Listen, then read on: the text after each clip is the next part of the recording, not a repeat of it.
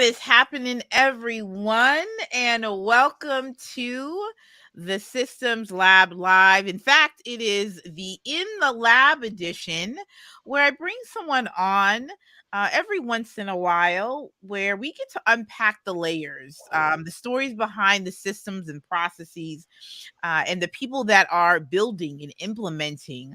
And I'm excited because we have just a special guest today that is really going to help unpack a lot. And I'm so excited to be in the lab with Brooke Jean, and she's going to introduce herself in a bit. But the title of this live stream is called Operation 365, and we're really going to take a deep dive and really look at operations from a couple of different lenses.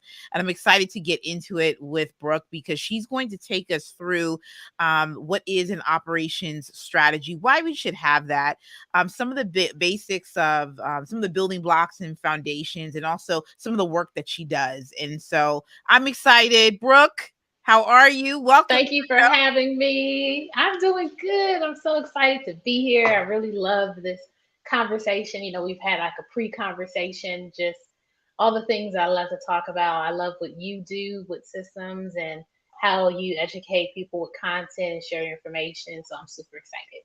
I'm excited too. And so, Brooke, tell us about you outside of roles, because I'm really big on that. Because we often will put title and that's just who we are, but you're more than just, operations business specialist and extraordinaire and going in and building and resurrecting things to life. Like Right. you're more than that. But tell us about core values. Tell us who you are. Tell us what inspires you. Yeah. So me as a person, I'm a introvert. I say like introvert, extrovert, the ambivert. Yes. Sometimes I'm more introverted, some I'm more introverted. So with that, I'm just a person who loves to like read books. I'm very chill. I'm a people watcher. I'm an assessor. I like to. It's probably why I ended up in operations. I like to just look at everything and be in moments. That's me. I've always said I'm a free spirit, which is what led me into entrepreneurship, just not wanting to deal with a lot of the corporate rigid roles back in like 2018. I'm glad so many more things have changed. But at the core and values, I really appreciate just good, genuine people, that love to help Black women, women in business. I'm all about supporting my community and helping us be really resilient and resourceful where we create our own opportunities. And that's something I do in my personal life a lot. Like I'm always looking at like how can I make this better for myself? How can I improve my self-care process? Look, I still bring the processes to my personal life too. But overall, that's who I am. I'm a I will say retired currently spoken word artist where for about 5 or 6 years I was doing spoken word and traveling with that, and that's a passion that I definitely found out I had tried to monetize it, and I was like, I don't like monetizing this, and left it alone. So, with business, I do see myself coming back to that, and it's another great way that I like to really communicate and touch with people. I feel like poetry and spoken word, however people phrase it, it really helps bring the emotions. It helps you connect with people. And for me, I used to be super introverted, even though I still perform. That was like my way of meeting new people because it would attract people to me, and they'll tell me their life stories and conversations and everything. So I really do love, like I said, just going with the flow, being a genuine person, helping people. I'm all about that positivity. I'm definitely the corny positivity person. Like what's her name from Abbott Elementary? Yeah. Yeah, she's great. Like, yeah. Um, Janine. Yes, yeah. Janine, yes. Yes, yeah, I Janine. I can feel Janine. I Yeah. definitely feel Janine. Just want to see everybody happy. Want to see everyone, collaborating. That's me.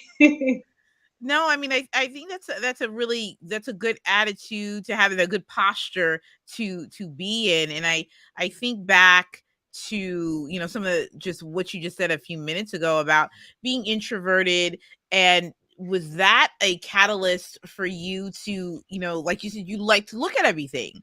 So once your mind started going, what was your how did you kind of dive into being a behind the scenes, as people would call it, type of person? How did that develop? It's been developing, and I want to Mhm. say it probably came to a final development stage this year, maybe about 3 months ago. Okay, yes, um, journey. because I have throughout this journey, after being a spoken word artist, I just knew organic branding and marketing and things on the front end just from being an artist. And so I wanted to learn the back end of business. That's actually how I transitioned, because at the time I still wanted to try doing being a full time performing artist. So I was like, well, I've been in operations, I've been a lead before in corporate. Like, why not learn the back end of business and marketing and sales so I can just do this for myself and I can do it full time? But then I end up really loving the back end of business, and I just left poetry to the side. And I've tried many things. Being the front Mhm. end, I started out doing business consulting. And when I say front end, more so with my content marketing, I've Mhm. realized that my extroverted side, I can only maybe go about 2 good months, maybe three, with new content. So Okay. I've realized that I do better in the back end, even though I'm great at marketing my business and attracting opportunities and relationships. I don't have the energy for it. So I've realized that, I'm better off sitting in the back. I'm better off giving advice, and I'm great at leading, but I do love to support more than anything and assist. Right. So that kind of led me to going more towards the back end, working with other startup founders and being that right hand woman to different people, and me realizing that I don't necessarily like content marketing. Like, I like creating videos. I Right. think I just like the OG social media, sharing your food, sharing your workout. I want to get Back back in to the that day. Yeah. personally. Yeah. But No, that that's made me realize I love the back end of life.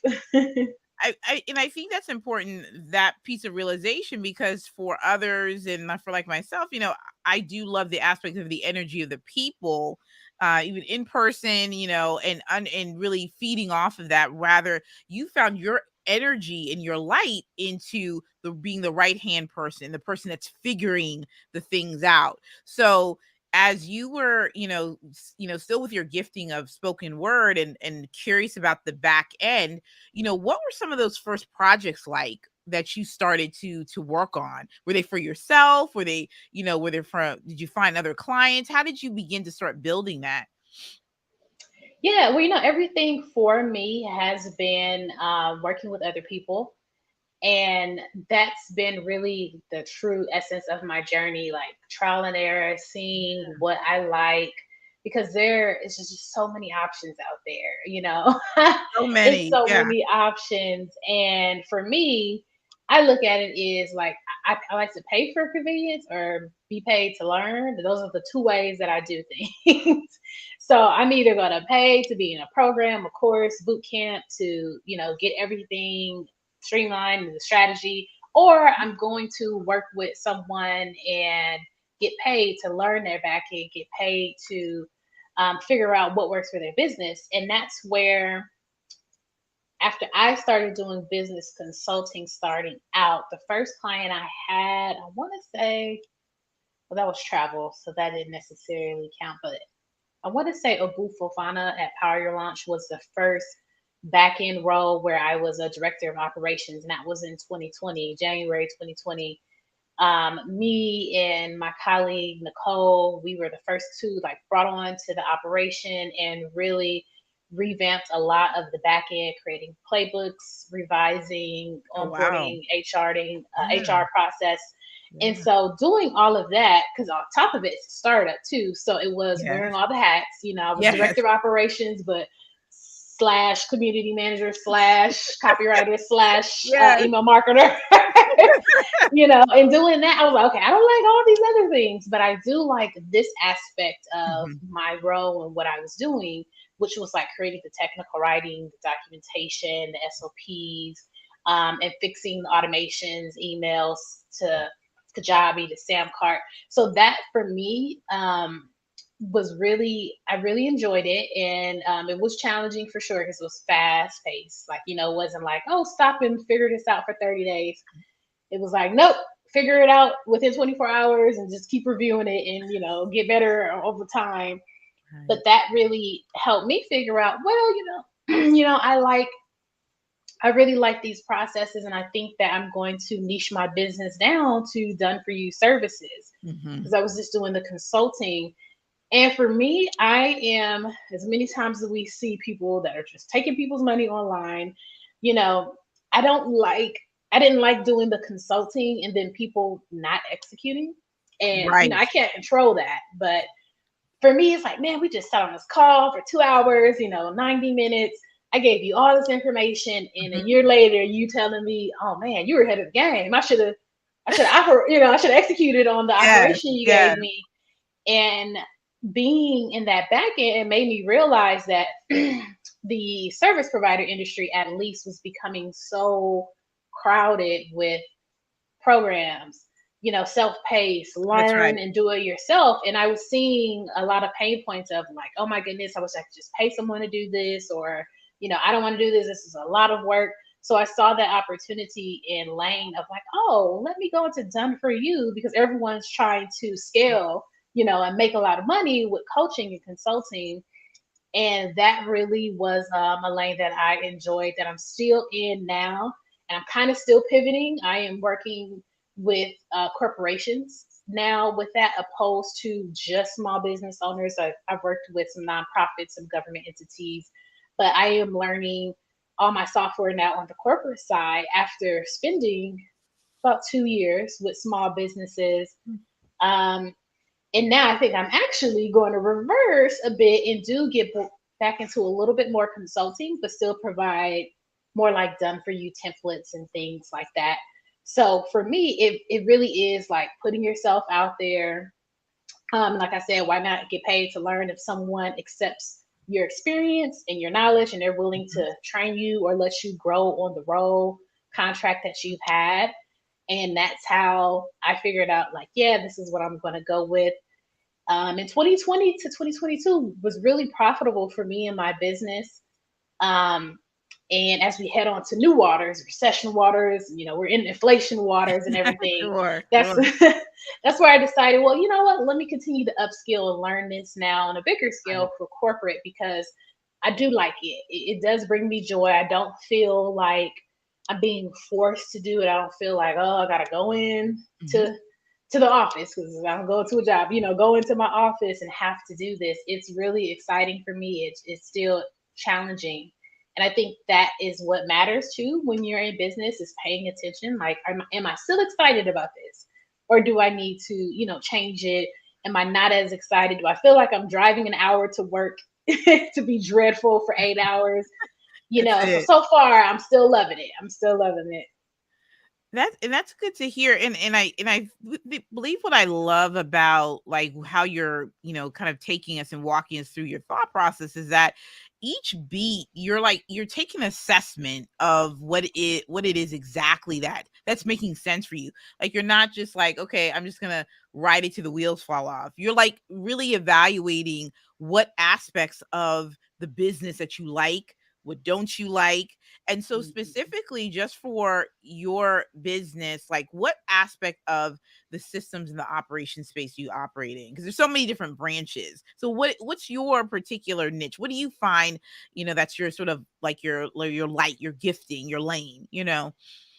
Yes, and you are so right. There are so many ways to just execute operations, and that was something I definitely learned in these last 2 years because I started off giving the freedom to my clients, which is always a headache. It's always Right. a They're like, we're headache. just gonna run with it, girl. We're gonna Yeah, I was like, hey, I'm doing done for you. It's going to be operations and automations and SOPs. And then I found myself building whole communities, playbooks, Yeah, courses. I yes. was like, whoa, this is not what I want to do. And I'm not getting paid enough to do all of business. Right, right. So after doing that, I figured what I really do enjoy is the customer client experience Oh and that yeah.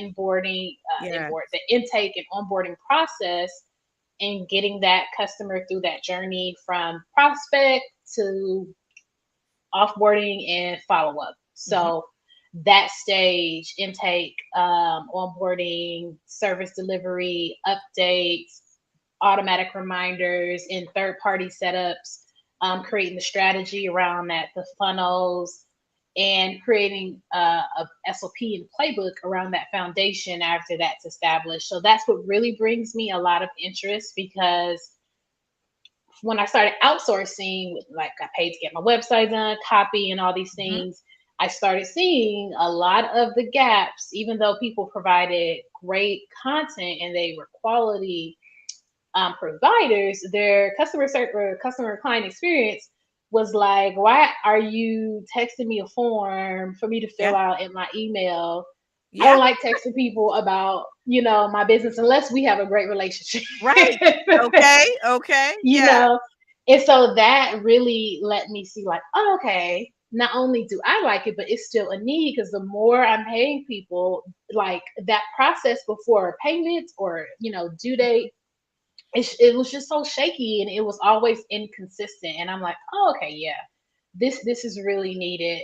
So that's where I decided to niche down based off of my joy, and then what I saw was needed. Yeah, no, I think that's good to be able to assess that because, you know, I believe that the journey, like you said, from that prospect, like, everything from like that starting point to even before they even get to like that first sales call, it's all the experience, right? How did they find you? How easy was it? Did it have to do 5 different clicks to find, who you are and how to Right. sign up? Like all of that is a part of the process because when you think about, when you're doing like that follow-up, which is so crucial, you think about, all right, what are they going to say to their friends, when you're talking about recommendations, like, all of that. So I love that. So what types of, in terms of like your strategy, so how do you, start to, conceptualize with someone who's like, all right, I just need my Dipsado set up, or I just need my honeybook or my 17 hats. Like it's not just, I'm just gonna set some forms up and press a button. Like you're like literally helping them have a whole experience, correct? Yes. Yeah, and it's that's what a lot of people think, and that's why they just like, oh, I just want to pay somebody to do this. But it's a whole process Yeah, of, questioning the CEO more than likely, unless it's like a team and assistants, and seeing, what's happening in your day to day. And I usually start with services. Since it is a client experience, we really focus on, is it 1 to 3 services that yeah. you offer. I'll do a max of 3, Mhm. because I feel like if you have more than that and you're all over the place, then you already need to consolidate and just Right. figure out what's your 3. Yeah. you know, but I'll start there, and then we'll go, okay, cool. What is your journey for this service A, service B, service C? And we'll go through each of those journeys. We'll map it out in funnel maps. I like to have visualization. So we'll use things like Lucid Chart and diagrams.net. You can get that at Google.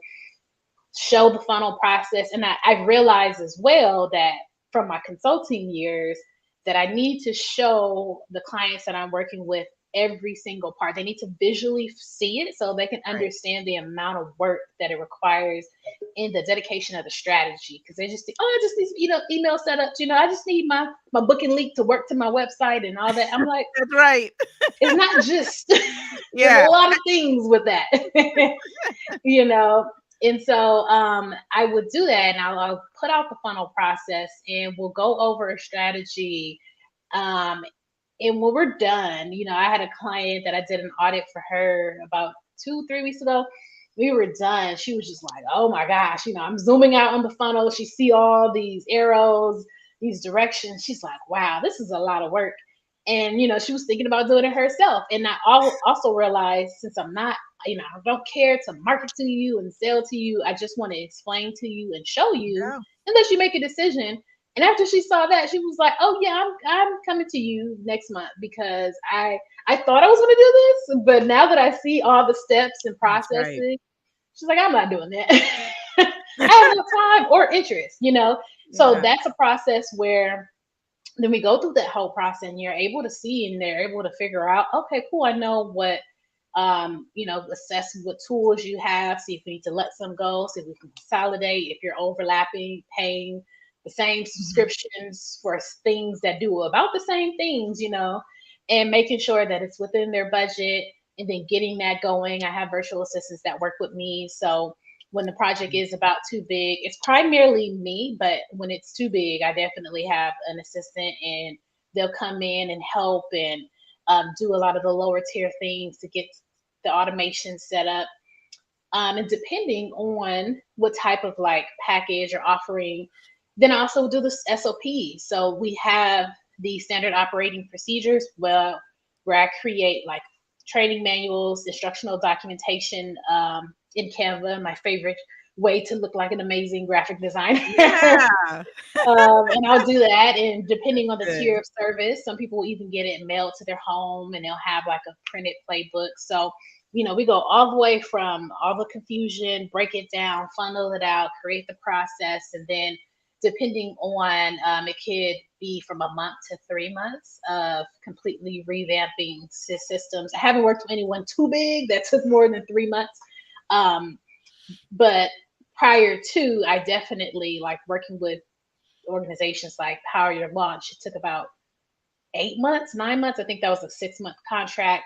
So the bigger it definitely is, I become your director of operations. What they Yeah. call like a fractional CFO. So I Yeah. become your Yeah. fractional, Like fractional CEO. Yeah, yeah, exactly. fractional Yes. COO for that time period, and then leave you with training videos, documentation. I'm like, you're good. All right, you know how to edit it. You got your team, and so my goal is not to coddle and not to be like, let me not give you everything so you can come back to me, and pay me another four figures to do the same thing. I love to give everyone what they need. I like to over deliver. And you just come back to me if just everything is falling apart and you don't know what to do, which shouldn't happen, but It shouldn't things happen. happen. So, I love this setup of, being able to show the physical or the visual aspect of it, and you breaking down the strategy. So we talked a bit about before we went live on this aspect of having an operations strategy. Now, what should people be thinking about that? So break down operation strategy, and then how you go about ensuring that that clients understand the need for it, and then any other sort of other things that we should be thinking about when it comes to that operation strategy piece. Yeah. Yeah, what I've realized, to get clients to understand the importance of it, it really depends on the client because it depends on what their pain points are. It depends on what they value. It depends on where they're trying to go. So I've had clients where they're like, I know I have a busy season of these quarters, maybe Q1, Q2, Q2, Q3, and they've had systems in place, but they're paying multiple subscriptions. They know that there's some overlap. They know that some things aren't working and they've been doing the manual. So for that particular person, their whole thing is, I want to pay for more convenience. I want to pay for an audit, and I want to pay to get my piece back because I know when my Q2 to Q3 comes, I'm going to be overwhelmed. I always end up doing something, not something, a lot of things manual because so many things break because they're not testing, they're not doing implementation. They're just, oh, someone put it together, so it's going to work. And so That's I've right. realized that people, they either want that, they may want to have a strong foundation so they can truly scale. You have people that just are so busy and they just want to be organized. So they want to understand, okay, what's the strategy just to let me wake up at 10 a.m. every day and Right. not be scared I lost out on a check. Yeah. And then I've had people who they're just, it's tech overwhelm, and they're Yeah. like, I don't know what I want. I know that I need to be more efficient and I don't even know where to start. So it's generally like within those pockets. And once I understand the specific person's needs and pain points, I'm able to better assess and then explain to them, well, this is why you need to do this because you're on a rate of burnout. And I've been through burnout. So now I can attest, Yes. to Yeah. what it is and how you feel and why it's important to have your operations in place. Because it usually comes down to that burnout, missing money, Yeah. not reconnecting. A lot of my clients are referrals or repeat Hmm. customers. And with that, it's because I've made really, really great, I put really great processes in place and I make sure to pay attention to all of those details so I can also speak to my clients when I'm like, hey, I barely do marketing and I still, I've been successful about 3 years and it's possible. It's just you have to put that value in there and I have to make them Right. see that like this is something that you think is little, but it's actually pretty big and you actually value it more than you even think about it. So it's like that reverse psychology getting in their head. I took psychology in college. I may get my PhD down the line because I Yeah. really love it. Because that's what it is. And that's what I realized. I'm like, Yeah. oh, that's what marketing is. This is what sales is. And this is what business is. It's just how many times can I recommunicate, rephrase, revise my same message to get Right. you to understand that you need to value this. You're not valuing it enough.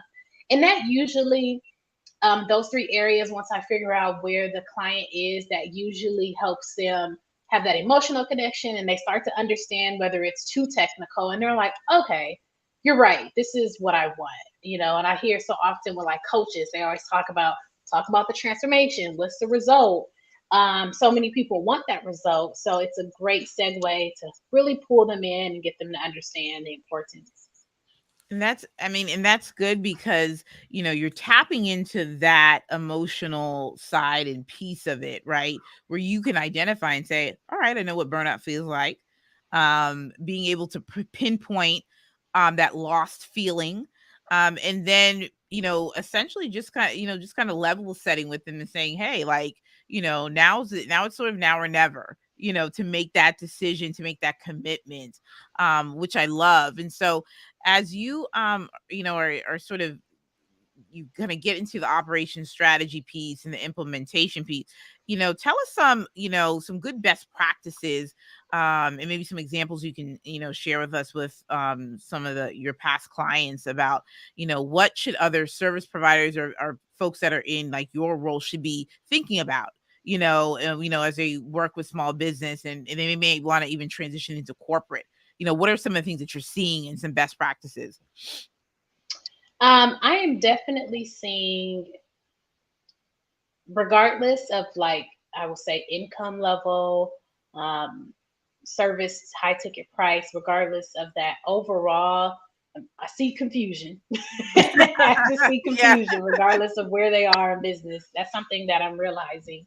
Whether they're a newbie, whether they're making 300K a month, and they're looking for someone that may wear all hats, but depending on where you are in your journey, if you're more new, you may wear a little bit more hats to get that Yeah. experience. But if you are more experienced, stand firm on the knowledge that you have when you're trying to get into these roles, you're trying to get to these contacts with clients, and get contracts. You need to really be sure what you can offer. And for the longest, um, because people I always refer to like coaching and consulting, and they're always like, share your value, share your value. And I'm like, what is my value? I don't know what my value is. And I feel like if you want to get into that space and you want to really refine your process, figuring out your value is, either enrolling in a program, doing something free, going on YouTube, but you have to like do that trial and error. You have to dip your toe into a section. And for me, I feel like, because I came from tech corporate. So I did go back to tech corporate to look for strategy, to look Right. for inspiration and get inspiration outside of my industry. So I'm not Mhm. inspired by so many people that are like colleagues and clients. And I think I mean, it really goes hand in hand. It's the same jargon, a lot of tech terminology, same Mhm. strategies. That's Yeah. where it really pulls from. So I think that's a great avenue to figure out what do I like? How can I add value to what I'm doing, and helps you stand out for sure in the space.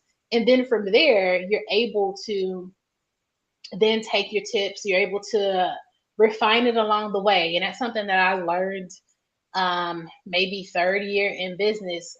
As someone who is organized, I sometimes can have control issues where you want it to be so step by step and so by the Exactly. process. And my boyfriend is always like, "Girl, you too technical. Like, no, it's not happening that way. This is not life. It may be your business, but this is not real life." So, that was my process of like, oh, I just want to do this, or I want to hit six figures by this point, and all of the stuff we see on social. And I had to realize that my journey is my journey, and I have to Right. figure out what works for me. I have to figure out what I like. I'm not going to be like Ashley. I'm not going to be like, I know, Ari Hale and all these other people who have been in operations. Like, we Mhm. can all be in the space and we all have something unique to offer. We're all different people. We all have different brains, all of that. So it was me finding ways to go outside of my space. And really, I took that advice from myself, because when I was a spoken word artist, that's how I figured out marketing for myself. I was like, I want to Mhm. market like a poet. I'm not a typical poet. I don't hang out in poet groups. I hung around rappers and singers. And I'm in Mm. LA too, so that Yeah. plays a So, part. But yeah. at the time, my marketing niche, and why so many people like who don't even typically listen to poetry would come to me, because one, I figured out to put poetry with music. I was performing with live bands, and I marketed myself a like a play, Mhm. and like actors and actresses in trailers and reels. So I Mm. took a very different approach than probably any poet. I'm sure there's some, because it's too Yeah. many people in the world. But most poets, they just take the simple, I want to be a poet, I want to go with it, whatever poets are doing. And I Yes. feel like if you take that approach in your business, you want to get into systems, you want to be a strategist, you want to get in operations, there's so many lanes. Figure out what interests you first, and then also take other tips and other practices from other industries, because then that becomes the unicorn that you are, and your experience is so much different and it's unique.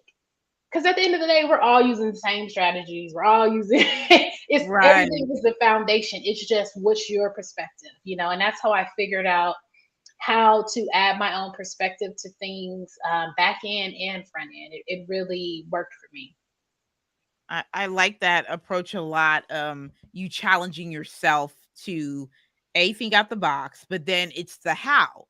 And it's also Hmm. looking for that. All right. So how do I do this? How do I separate myself? Well, here's how I can draw inspiration. And I love that from other types of industries.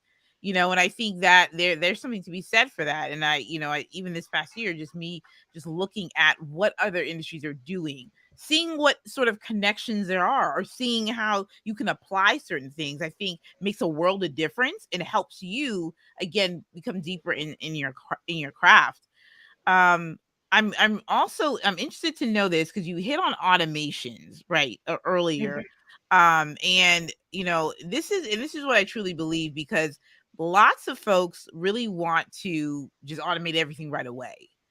And I believe that you have to establish the process, right? Have your strategy, and then work the process and implement before you are automating.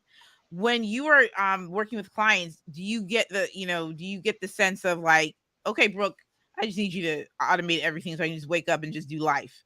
Like, Yeah, definitely. And especially a lot in the beginning, because yeah. I wasn't as firm or as confident in saying, this is not going to work, you know. So it was just like, okay, let me budge because this is what you want, trying to appease the client, but it never worked out. It never worked out right.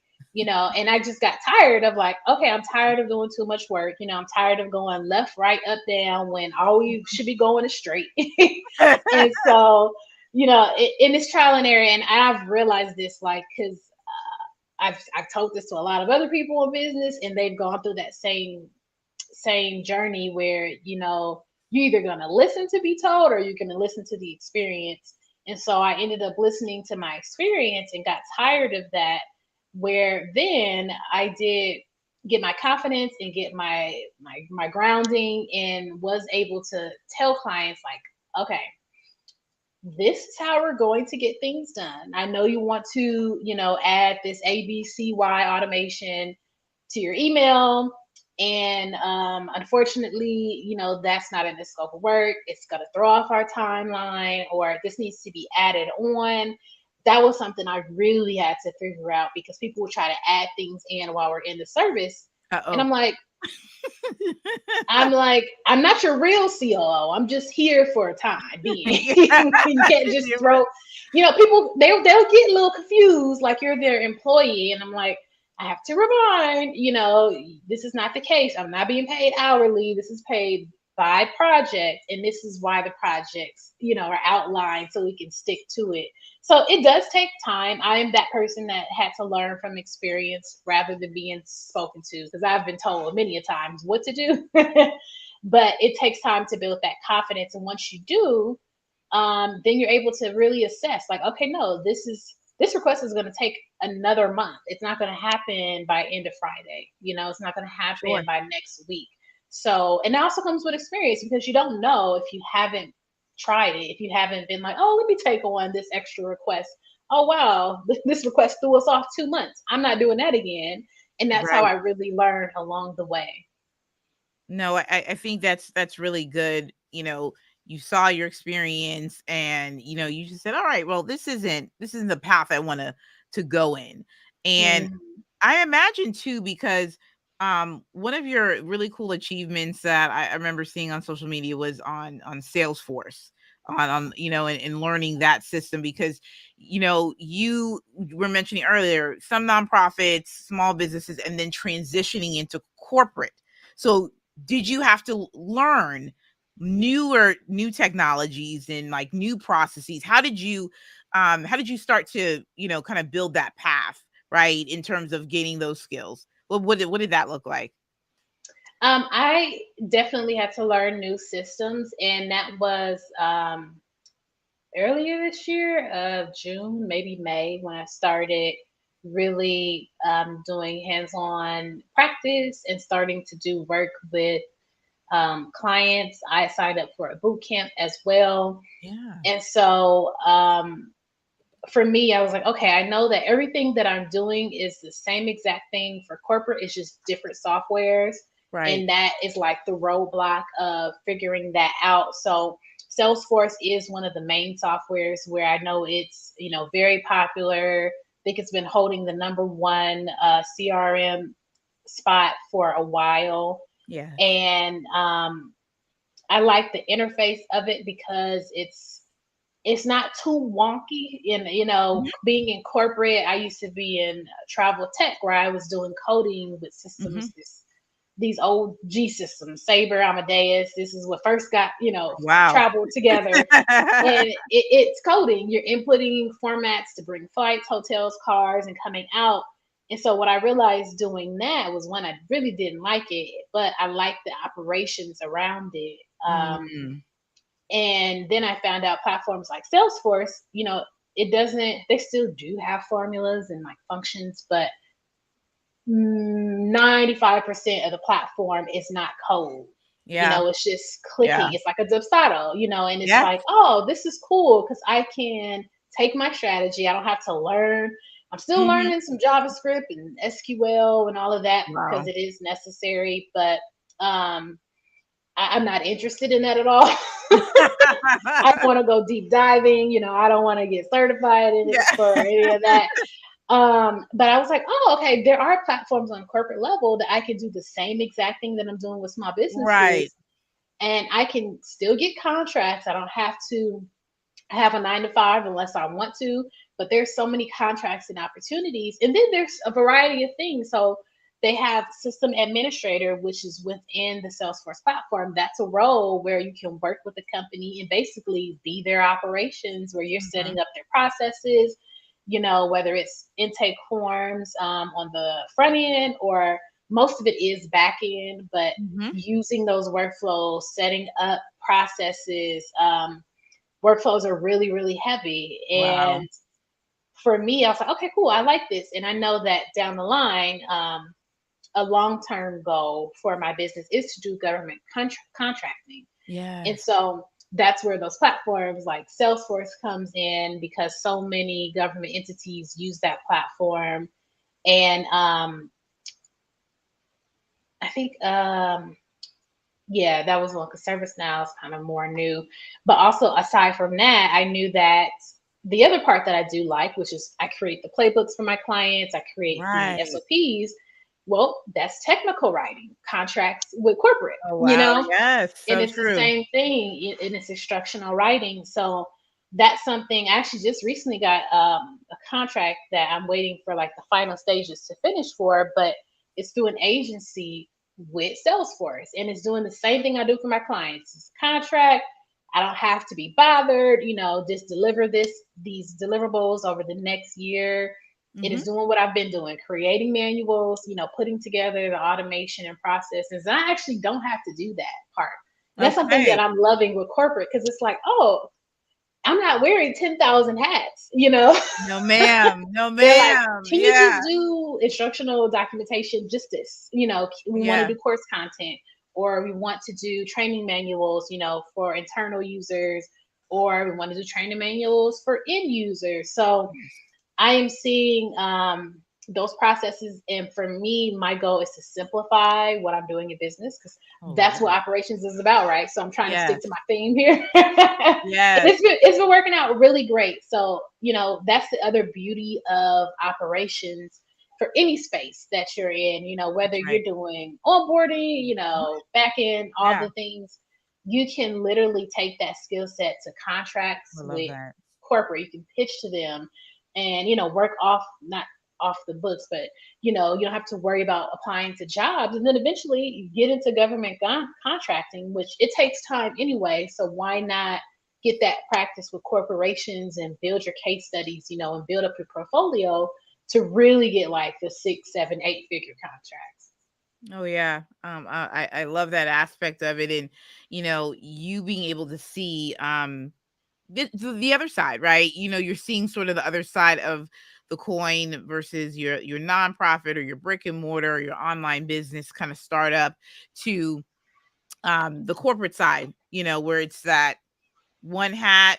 This is kind of what we're doing. And I love the fact, again, like the skill set piece of it. And I think this is so true. And I'd love to hear your perspective on this, because those that have had careers, typically, you have training departments or training funds, so that you can upskill, and you can just, Mhm. and you I'm can get sorry. training. So, Brooke, tell me about what do you feel, just in terms of, do you have like a training plan?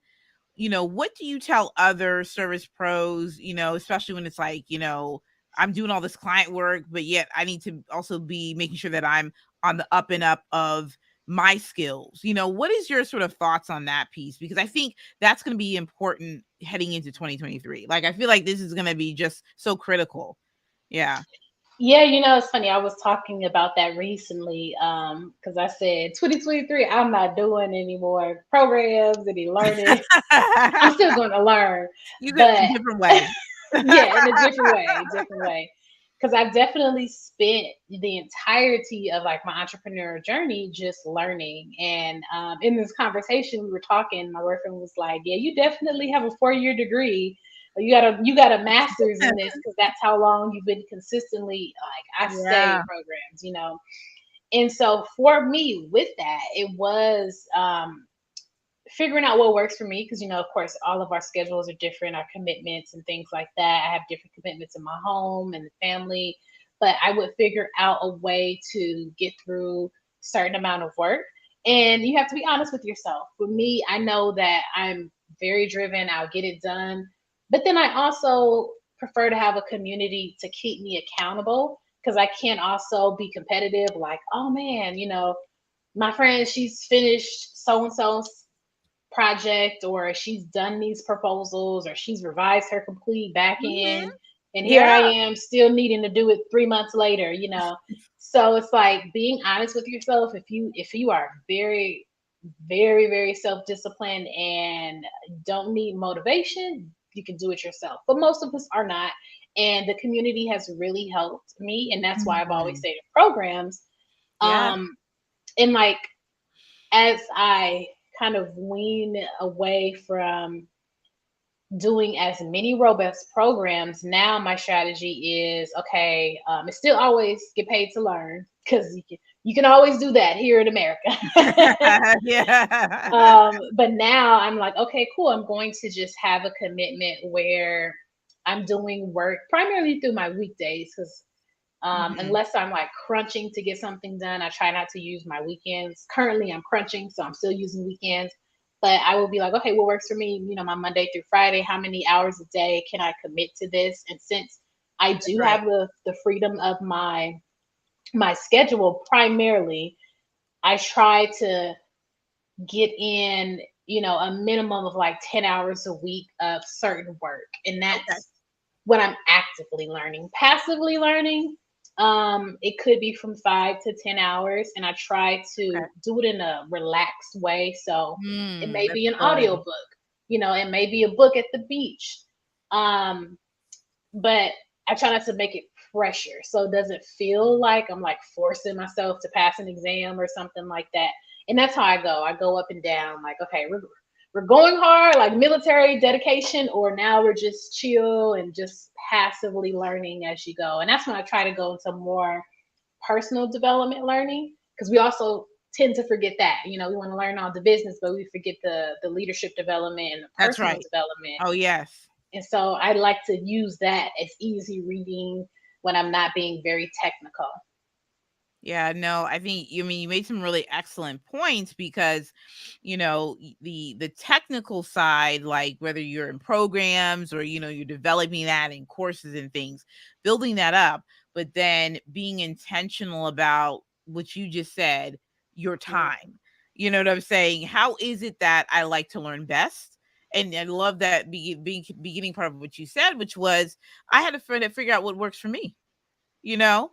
And just by Mhm. nature, I think just by nature, we'll always see because somebody else has done it, it'll work for me. Like, and that's just, Mhm. it's nobody's fault of its own. That's just sort of like we see something and we're like, oh, okay, that's me. But so, and I think what the biggest takeaway for those that are listening on the replay is that you do have to ask yourself, what is your why?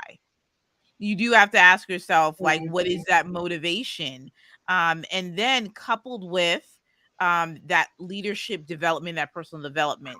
So even this morning I was reading this article, Project Management Institute, on power skills, talking about it's not just the technical, about what does that look like on the flip side, Mhm. problem solving, innovative mindset, all those types of things. How are you honing, and what are corporations doing about it? How do they actually value that?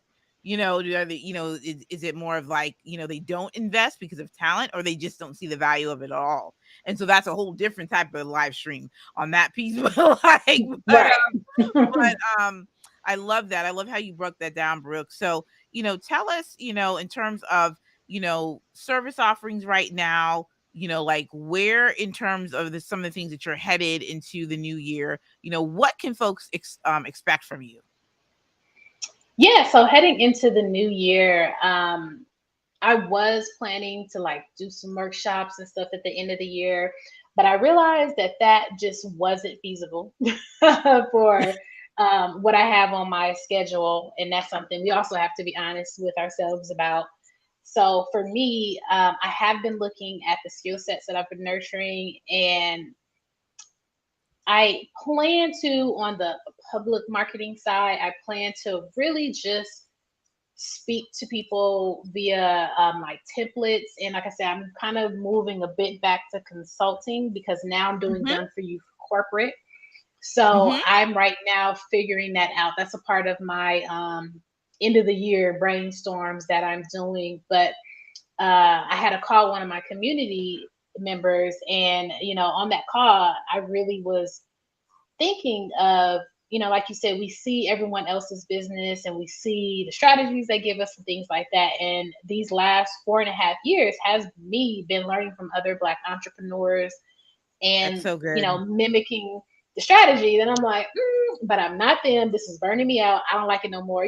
Every time it's like, oh, okay, cool. I get to a certain point. I may get 80% there or 40%, but Yeah, somewhere, my mind is like, no, this is not you. You're not this person, so it's not going to work. So for me, it is really making my business work for me. that's right. And I used to think that when you do that, you lack, which you can, but I thought that you would always Mhm. lack customer service, customer client experience, and that's what I do primarily. So I was like, oh, that doesn't make sense. It's a contradiction. But I've Yeah, realized that, with your network, and your relationships, you can really craft the business you want for yourself.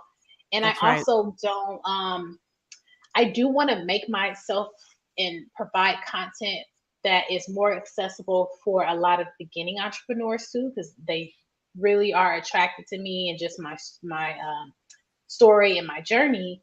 Mhm. So with that, that also was a part of me going into corporate where I don't have to rely so heavily on my premium pricing with my business and clients, and I can just get it from the people who already have the millions, and be Right, able to help my community more. And that's how I first started out. Like I was doing free everything, of course, and $50 calls and everything.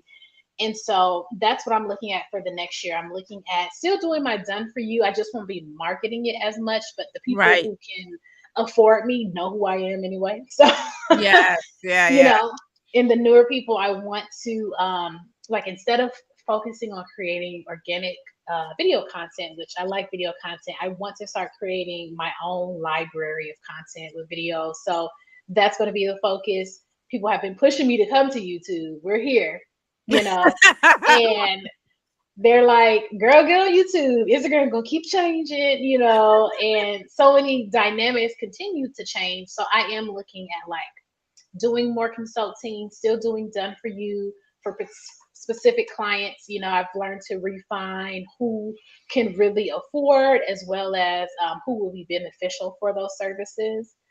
And that will be more of my small business goal with my business. But then my big business goal Yeah. is I'm going through, um, what are those called? Not, I guess they are certification, like minority business owned certifications Yes. Yeah, to absolutely. Yeah. get the contract. So, and like I have another business with my boyfriend, and we've done that. We do digital marketing and production, so I do the operations with that. And it took us about 2 years to get through all of that stuff. And so Mhm. now I'm about to do that for my business, which is Yeah. gonna probably take 2 years to. Yeah. So, I'm like, I have to make it, I have to stop doing so much. I'm getting older. I'm not in my 20s anymore. I don't have that hype energy that I used to have. So that's the goal for me is, being accessible for my community more. Yeah. Because on top of it too, I was getting a lot of programs that's like, nothing should be free. Charge for every second, and I'm like, Mm. to a certain extent, I definitely see the value of charging for things. Like I've had tons of free calls that people don't show up for and stuff like that. So I Yes. definitely like Been my there. Yeah. schedule is I'm too organized You for that to keep happening. sure. I you hear know, that. I hear that. but it doesn't mean that I can't do free videos on YouTube. I can't create free content to just send people, hey, here's a free, intro course on how to go through operations and stuff. So these are things that I'm looking at now because my mind is changing around what That's right. is a free value product and not necessarily something that's strictly in the marketing campaign and tied to coming back to, a four-figure service. So that's what my focus is right in those two areas for small business and big business. I love that. In the brilliancy of what I heard in terms of creating your own, meaning basically releasing the Brooke blueprints. And Mhm. and having that as a way for people to come back to, and something that I'm always excited to talk about. I've done a live stream, I have an upcoming podcast episode on it, but it's going to be even more critical for people to know and tap into, which is this aspect of knowledge management.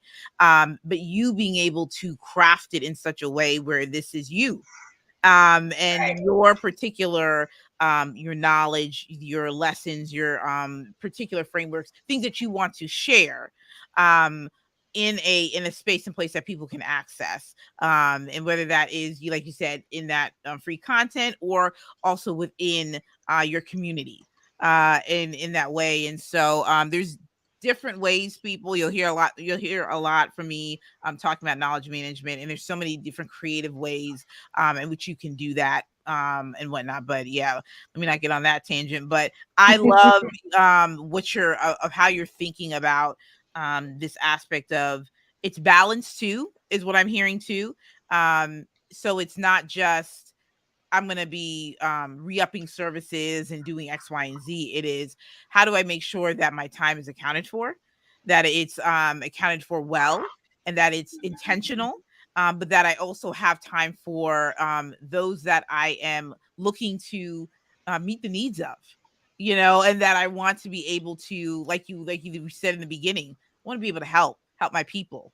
You know what I'm saying? And Mhm. that's just like I'm just like I'm all for that full circle moments piece of it too. So, Brooke, we are, we're not going to be like the other live stream and podcast brethren, and be hanging out to the wee hours of the morning. We got things to do. We got, but Definitely do. Brooke, any last words that you want to share? And this goes out to, those that are, maybe they're just starting, maybe they're in a transition, maybe they're starting over.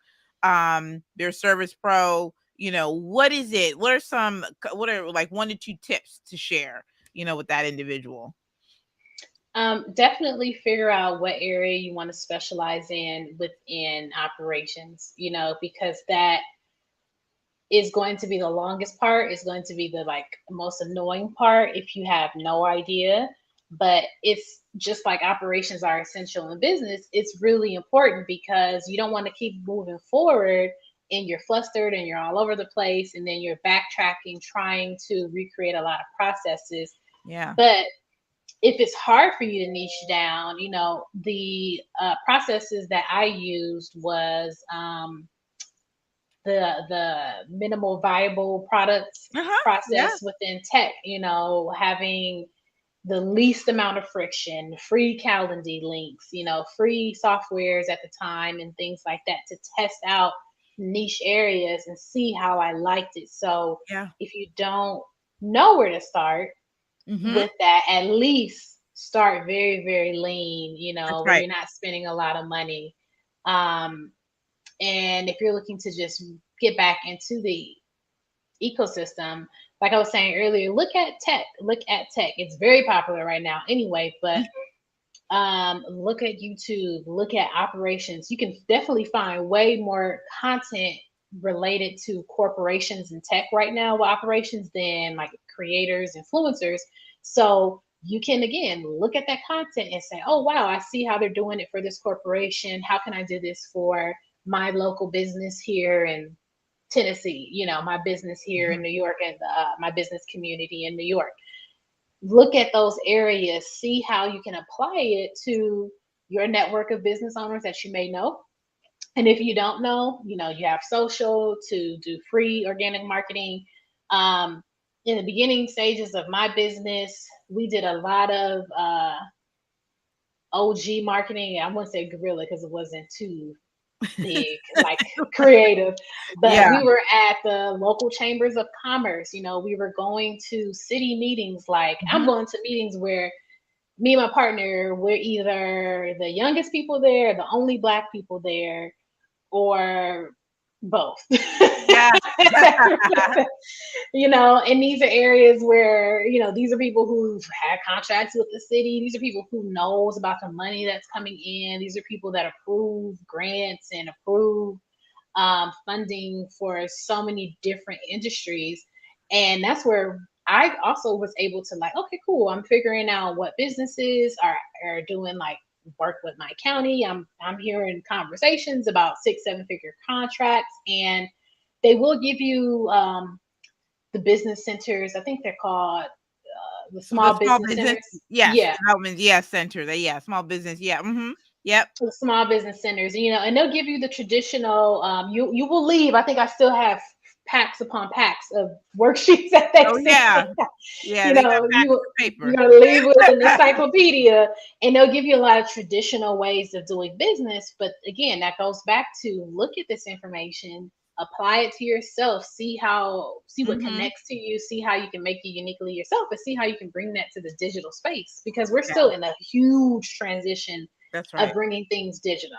That was another reason why I wanted to go to corporate because so many corporations that's not big tech companies of course, but so many corporations are transitioning to digital. They were Mhm. forced with the pandemic and with That's COVID. right. So there's so many ways and opportunities, whether you're free local or free online or you join a community. I stay in communities even outside of programs.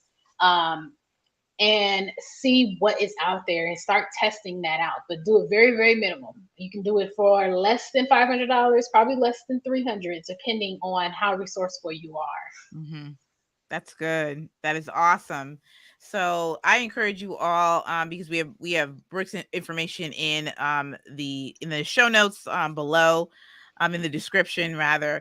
And so you want to tap in. You want to tap in, get to know her on Instagram, go on our website, and just begin to just ask those questions. You'll definitely need to go back to this live stream, take some notes.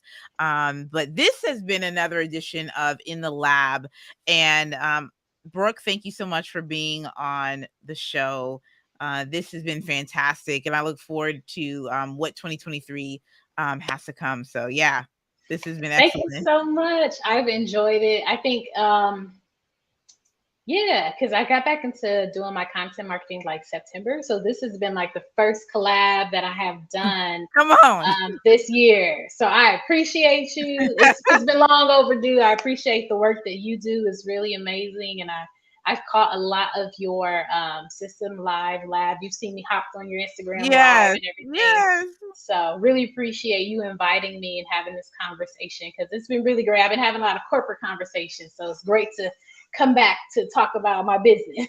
yes, absolutely. So, yeah, we'll be back next Monday. And so that's it. And so make sure you share this live stream with a friend or two. And we'll talk soon. Bye, y'all. Bye.